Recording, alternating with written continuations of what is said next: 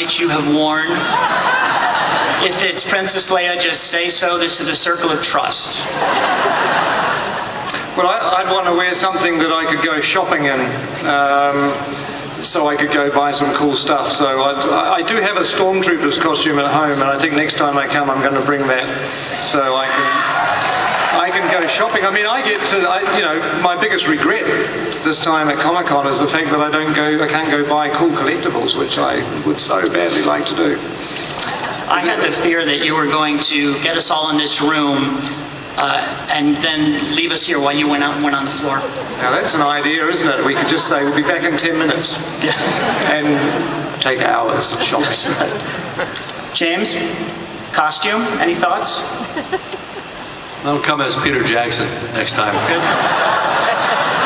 Just sign a lot of autographs. All right. Make a lot of deals.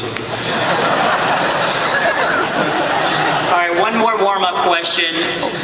You guys, I'm sure, have big personal collections of movies at home. What are some titles that you watch over and over again to be inspired the way people here watch your movies? Should I answer? Sure. Well, I find that there's some movies that really give me a kind of a creative kick, and I certainly have found when I feel a bit uninspired, and your imagination, which is like a muscle, and I just figure, God, I'm not thinking, or I'm not as imaginative as I want to be. I actually put Goodfellas and Casino on. Because something about those particular movies and the way that Marty Scorsese kind of just fearlessly rockets his camera around and has shot those films, I can watch those movies and feel inspired again and come out of that wanting to get back onto a film set. All right. Just as a very simple example. Good. James? So what do I get inspired by? Yeah, what do you watch? Honestly, I don't like to look at movies when I'm making a movie or when I'm trying to think about a movie. What I'll do, it's sort of more like looking at all movies. So I'll just sort of mindlessly surf the cable late at night because I think if I pre-select, in a sense, I'm already making a decision about what influence I want. Mm-hmm. And I really don't want to be strongly influenced by anything at this point. I want the decisions that I make to be specific to the situation and the characters, and the camera move should be somehow organic to that.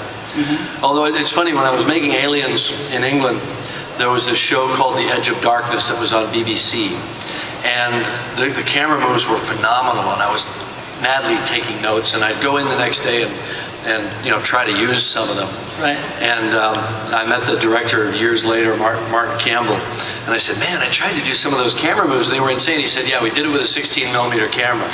And we were working with a camera this big." Right.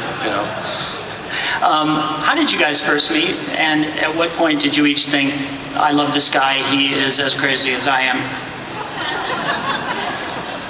When did you first talk? Meet him to think that. Everybody, let's take it easy. This is Keith Apicary. I'm so parched. Can I get a drink real quick? I'm so sorry. I've been walking around for like 2 days. I'm just dying. Oh, thank you so much. I thought it was part of the act. Can I finish my drink? Is he a friend of yours? I think he's offended Jim. He's all right. I hope they don't. He was part of the show. Too badly at the back there. That's interesting. What was the question again? I have no idea. James was talking.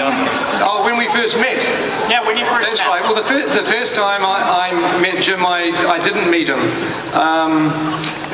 Because the very first time I kind of came into very near contact with Jim was when we visited Kate Winslet on the set of Titanic, and she was shooting down in Mexico, just over the border here, isn't it? And Kate had invited us down on the set to have a look around, and so Fran and I went down to visit her, and she showed us around the ship and the sets, and I was hoping I was going to get to meet you, and she'd introduce us, but you were nowhere to be seen, and I never met you.